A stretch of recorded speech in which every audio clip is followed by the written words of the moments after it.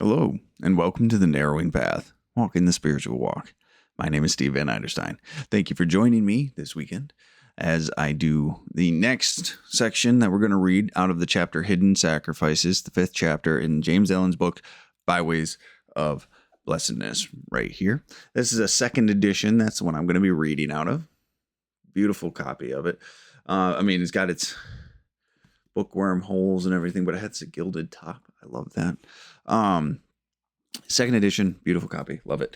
Then I will also be referencing this. This is the one I mark up with the highlighter, with the pen, and everything like that. So what we did last week was the introduction of this whole thing, right? Introduction of this section, or the chapter, really, and the importance of sacrifice, and what sacrifice is, and how it's related to pain and spiritual growth, and all of these things. So it's important things to actually set the stage for what we're going to be doing next.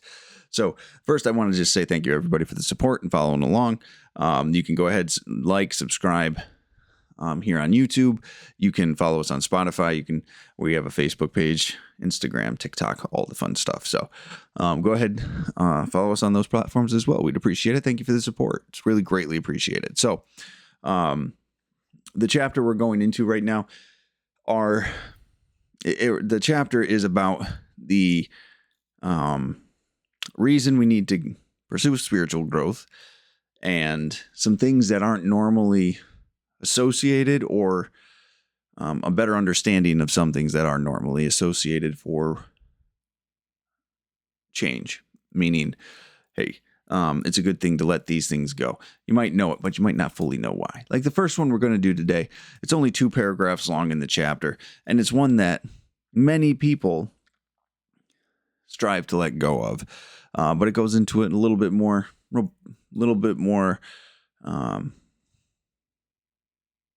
different approach, maybe some different verbiage than you're not used to, but definitely one that's worth following along and paying attention to.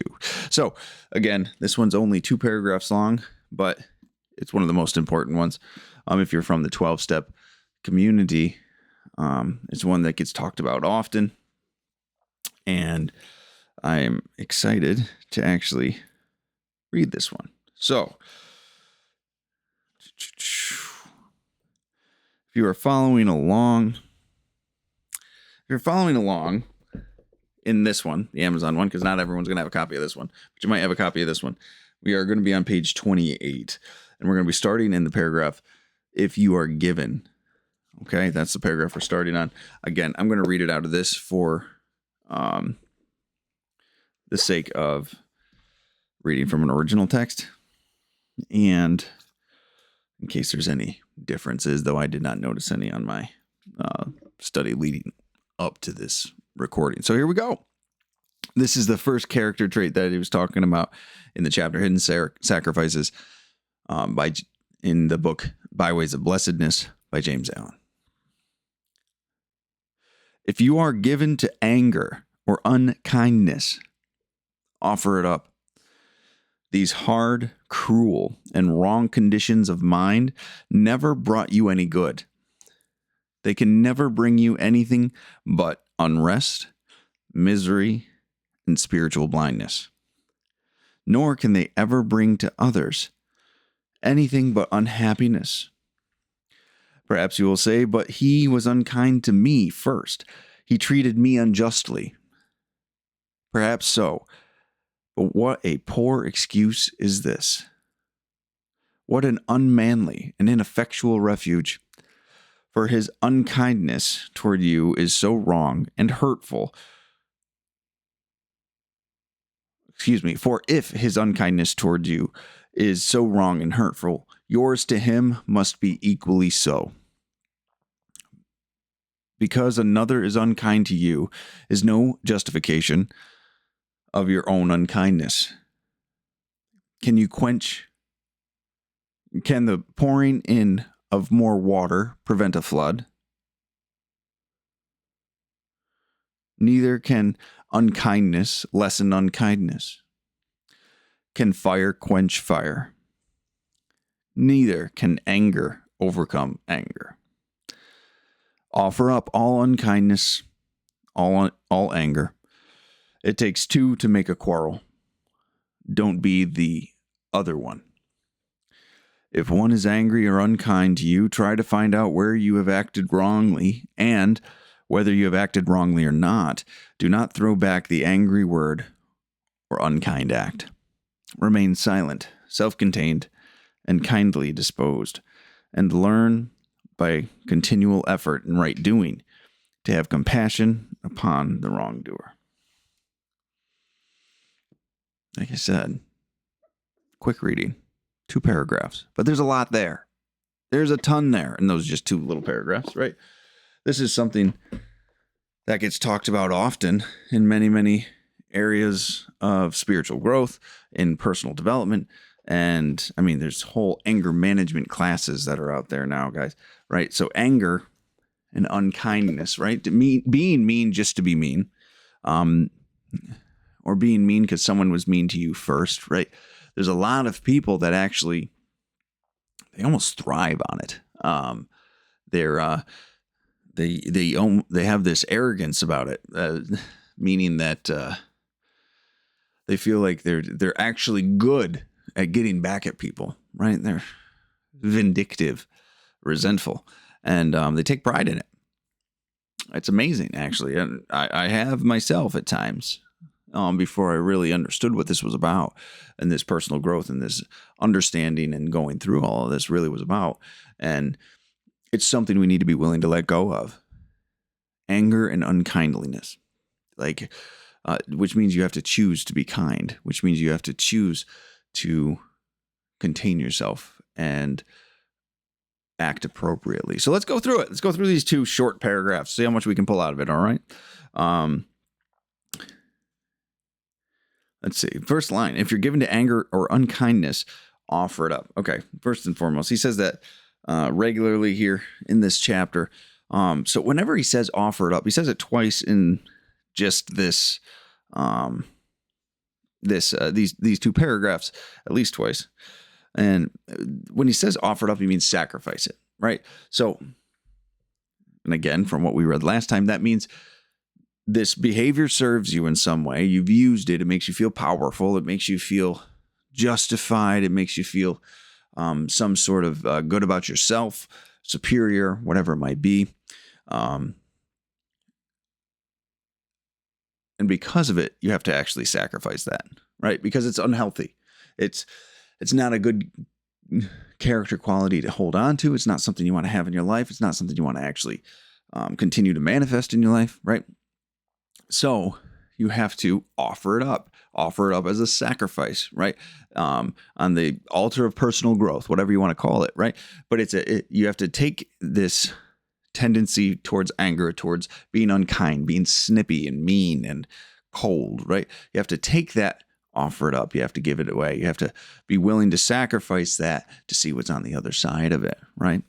And so anger and unkindliness, these hard, cruel, and wrong conditions of mind never brought you any good. You know, for as much as we enjoy them, human beings, I guess, we meaning human beings, they really don't do anything good for anybody. He states here, or he never brought you any good. They can never bring you anything but unrest, misery, and spiritual blindness. Those are pretty terrible things. Unrest, right? Most of us are only looking for peace. Misery, we want happiness. Spiritual blindness, right?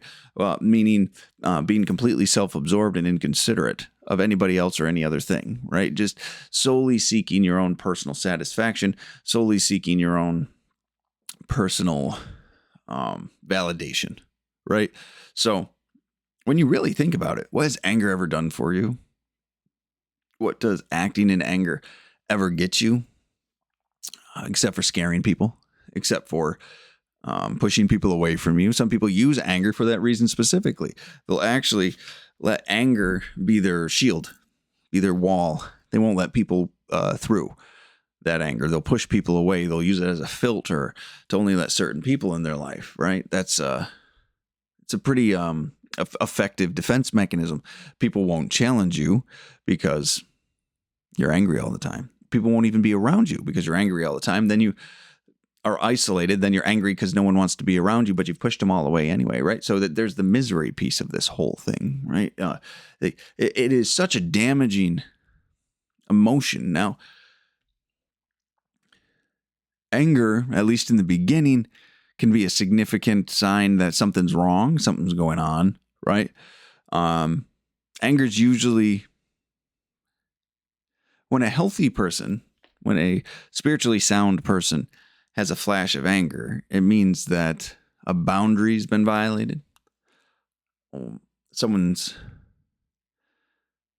feels an expectation's not met. So anger is always a, in my opinion, in my perspective, a flag for self-reflection and to say, why did that make me angry? Was I holding that person to a standard that they couldn't fulfill, right? Did I allow someone to overstep a boundary that I shouldn't have allowed, right? That I was hoping they wouldn't overstep again, maybe. So anger usually is telling that we have something to work on, right? But a lot of us like to hold on to it. And that self-righteous anger is like the worst. And we'll just obsess about it. We'll think about it. We'll constantly talk about it to people. We'll find co-signers for it. That was one of my favorite things to do, is actually try to find other people to agree with me and get on my side. I like to build sides, and I like to present it in such a way that I was just a victim of whatever was going on too, right? But that professional victimhood was one of my favorite roles to play, unfortunately. So he says, anger, unkindliness. That's what we're offering up here. It causes unrest, misery, and spiritual blindness. It never does anybody any good. There's to actually act out of it, right? Like I said, anger can be a flag for you, so you to look at something, but you should never act out of anger. You should never let that decide and drive the actions that you are taking, because anything done in that emotional state is always going to be a mistake. Always going to be a mistake. It never works out well. So here we go. The next part. Nor can they ever bring to others anything but unhappiness, right? I mean, this is obvious, but sometimes I love James Allen because he'll put the obvious in there still. Sometimes some authors will just take the like certain things for granted, that it's like, oh, they know this, they understand this. He's just like, look, it does no one any good. You acting in anger, me acting in anger will not actually bring happiness at all to this world. It puts in more unhappiness, more misery, more coldness and hurt. Actually, it just pours negativity in when we're in a world that needs to have positivity brought into it. And that acting in the anger is just a selfish and self-centered thing to do. It's never a healthy thing to do, right? It brings nobody any happiness, even yourself. When I act in anger, I get a temporary sense of self-satisfaction, but after that, it's gone just as quick as it came.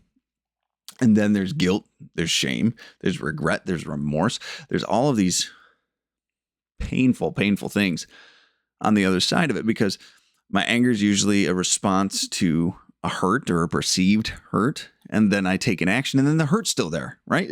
An eye for an eye doesn't really do anything at the end of the day. I still feel hurt. They just hurt like I do, so I feel better, right? But all I'm doing is spreading my own misery around. All I'm doing is pouring negativity and hurt back into the world.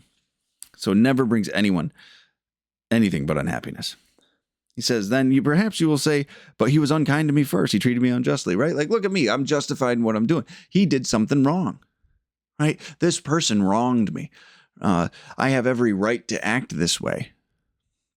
We love to talk about that. Why wouldn't I act this way? They did this to me. Look at this. Let me justify all these other bad behaviors, right? That's the bane of many people, right? That self-righteous anger, right? I deserve to be angry. No, you don't. No one does. No one deserves to justify actions. No one deserves to justify actions taken out of anger that hurt other people. It just never works that way. Like, there's never a good reason for it.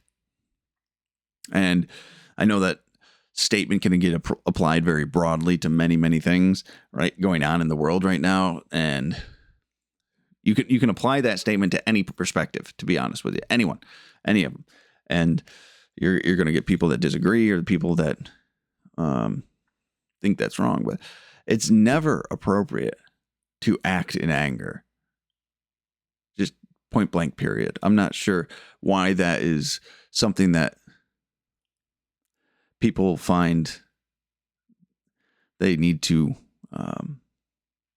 deliberate and they need to argue about, right? It's just not. So that self-righteous anger, dangerous thing. Perhaps so. He says this. Perhaps so, but what a poor excuse this is. This is a terrible excuse. What an unmanly and ineffectual refuge. James Allen really bases the idea of masculinity on logic, reason, and the thought. He doesn't discount the fact that there are emotions, but he does say they should not be the basis for they should not be the basis or justification for the decision that you make. Now, that was new to me when I started this whole thing. I was somebody that lived on his emotions. I thought I was always reactive to how I was feeling, but that's not how this is supposed to be working anymore, right? That's not what James Allen would call a true sense of masculinity, right? And it certainly is not a disciplined response. So when he's talking about this, he's talking about it's an unthought out response, right? It's an unmanly reason. Like, oh, you hurt me, I'm going to hurt you. That's not a good enough reason to do anything. Honestly, I agree with him in that.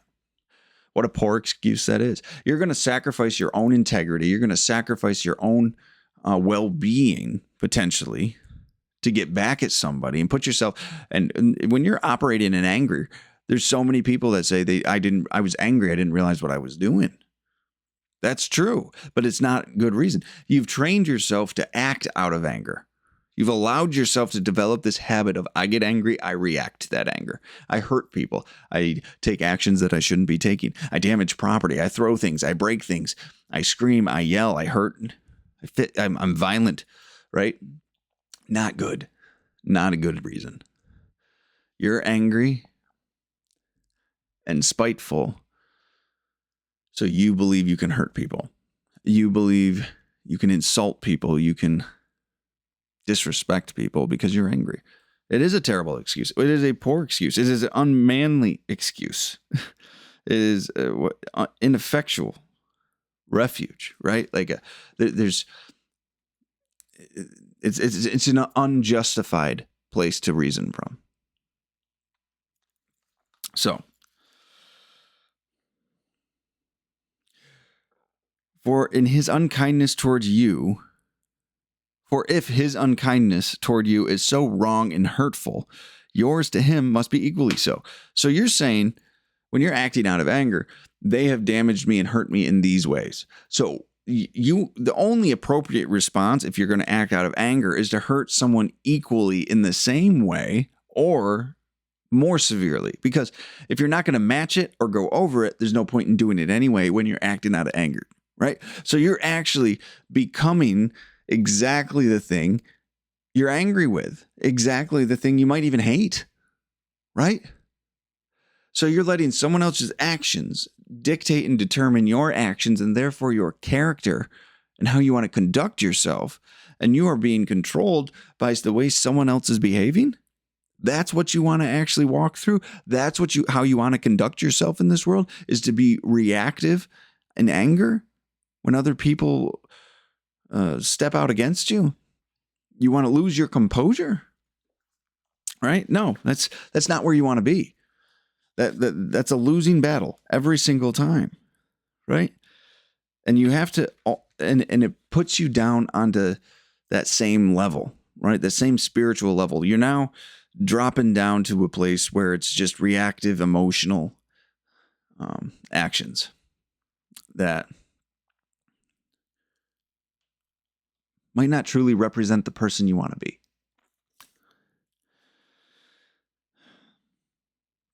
because another is unkind to you is no justification for your own unkindness, but rather a call for the exercise of great kindness on your part. This is what we all dislike, isn't it? This is what we don't want to actually participate with. When someone's rude to me, I want to be able to be rude back to them. When someone's mean towards me, I want to be able to be mean back towards them because I have the right to do so. James Allen says, no, you're called in those situations to act the way you choose to act in the principled and healthy way. So if someone's unkind to you, you're going through the line, someone cuts you off in line, has some choice words for you, right? You don't respond in kind. In the same way, kind is the wrong term. Shouldn't use that right now for clarity's sake. You don't respond in the same way, right? You don't react to what they're doing with the same emotion. If they're unkind to you, you react with kindliness, right? Kill them with kindness, as they might say. But because that's the way you want to be. That's the way you want to act. This is an opportunity for you, for myself, to reinforce my character. Right? To reinforce the way I want to behave and I want to grow and I want to be in this world and in this life. The actions that I want to embody and the character qualities I want to embody, this is an opportunity for me to act appropriately. Right? So when someone is unkind to you, this is an opportunity to exercise great kindness, is the way he put it. I wanted his exact words. And I like this next part, right? So there's the sacrifice.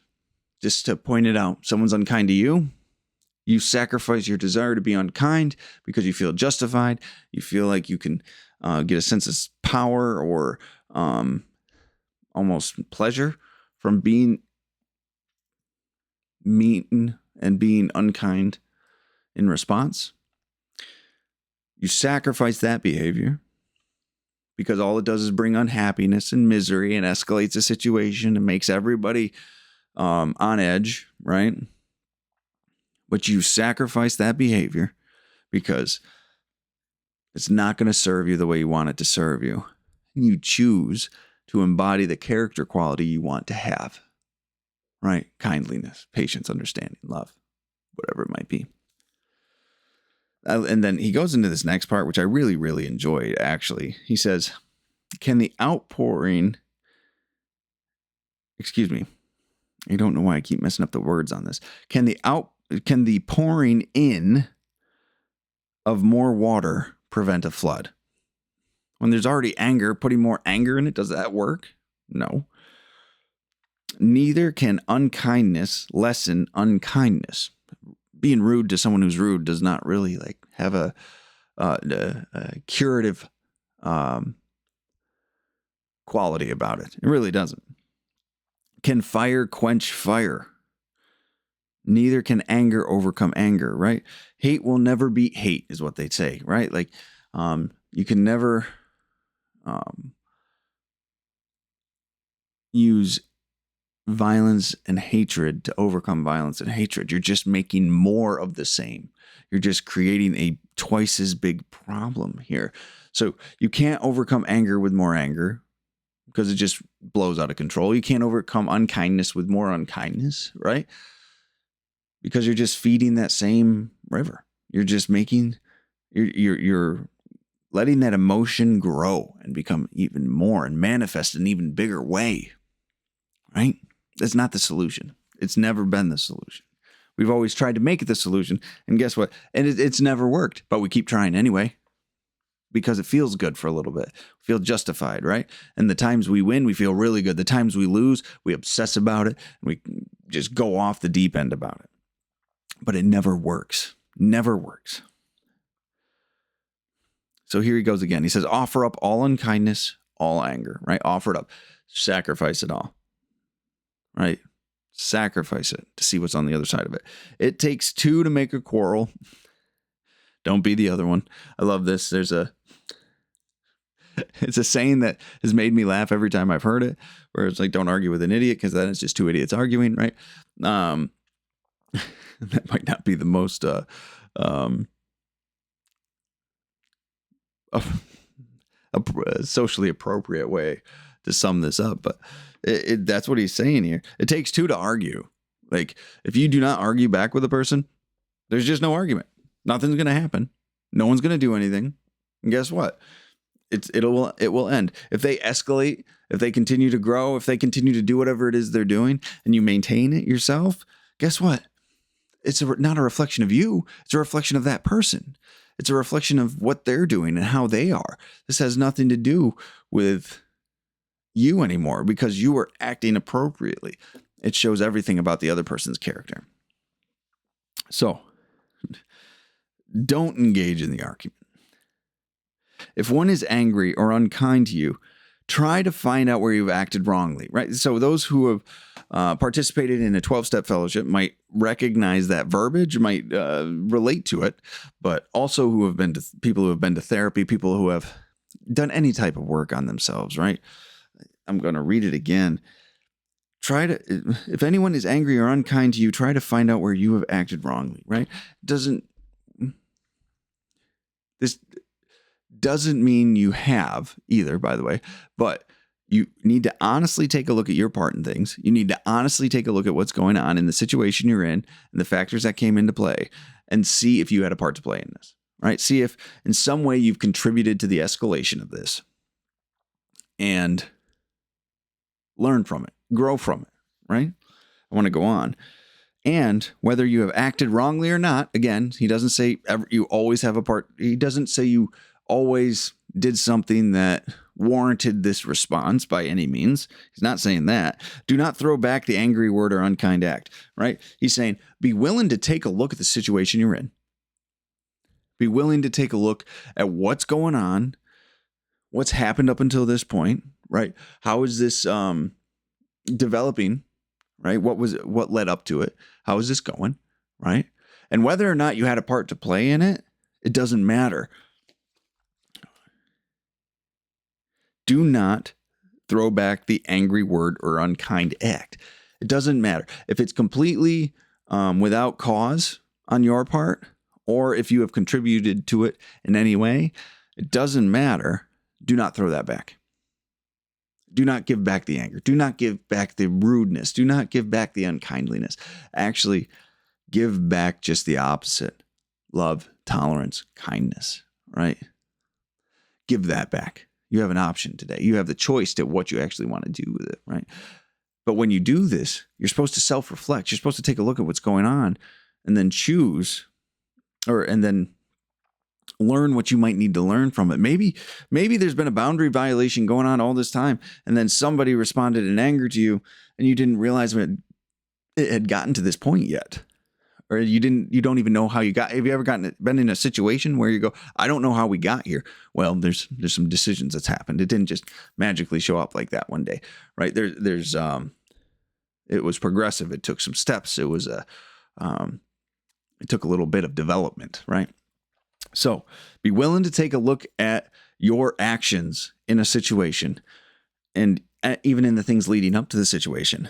But regardless of your participation in the creation of the circumstance, you still choose to act in a way that aligns with your moral and your principle and does not return anger for anger, unkindness for unkindness.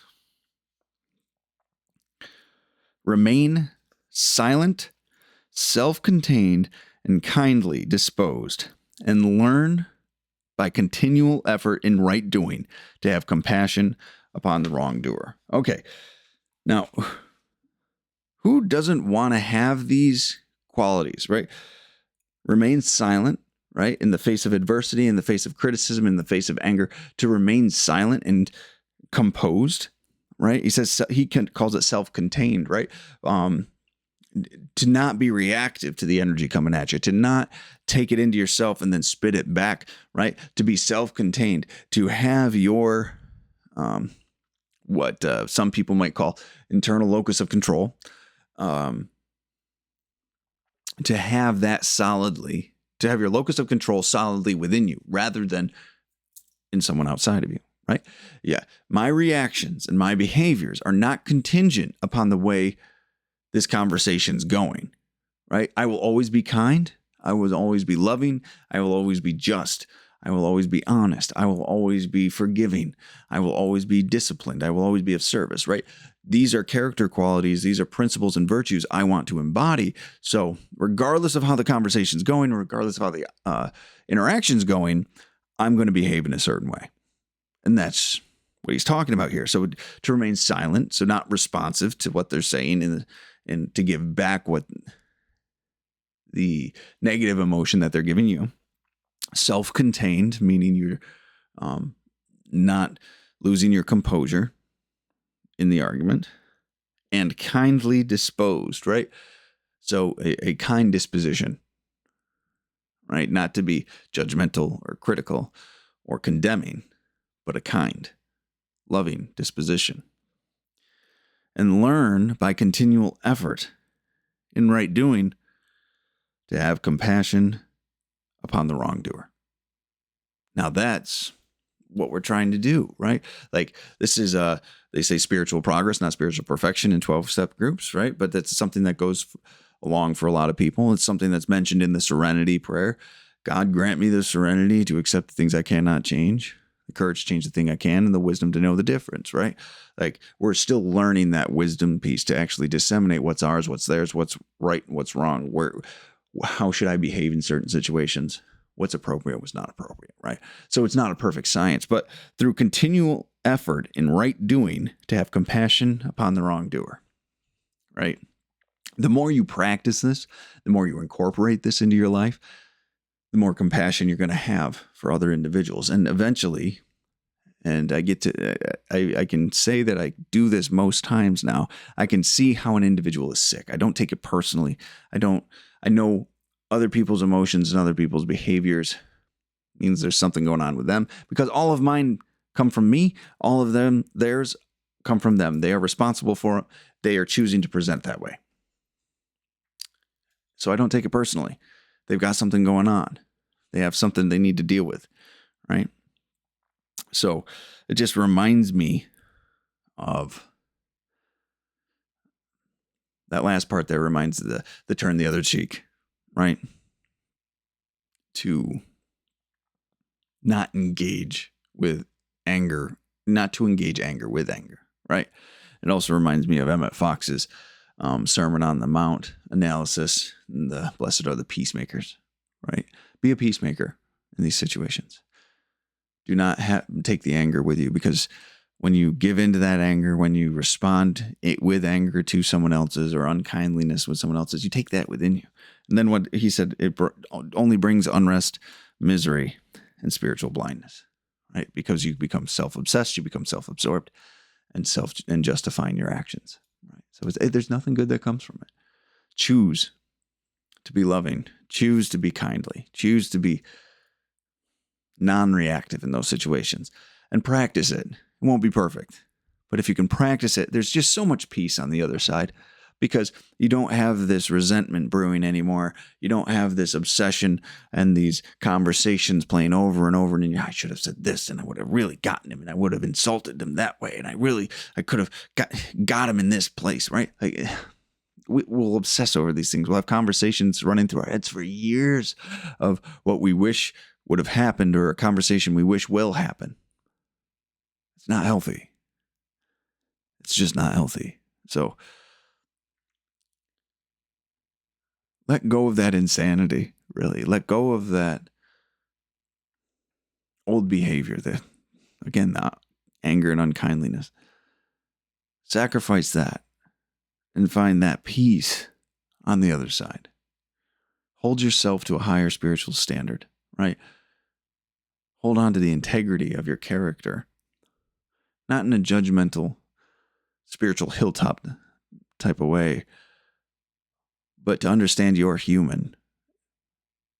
And the person you're talking to is human too, and they have things going on. All right? It's not about you. One of the biggest things I had to learn. So there we go. Anger, unkindness. Those are the things, first things that he talks about that we need to offer up, as he says. Sacrifice, right? And on the other side of it, well, there will be more blessedness. There will be more peace, serenity. And I can tell you from my personal experience that that's true. So I hope you guys practice that as well. So thank you all for joining me tonight, though. I'm looking forward to next weekend where we go into the next character trait that we talk about. I'm really excited to go through this next, I think it's 8 weeks of, 7 after this, of just different things to let go of. We get to some really unique ones as we go through, so I'm excited about it. But thank you all for joining me, and I look forward to next weekend. So until next time, thanks.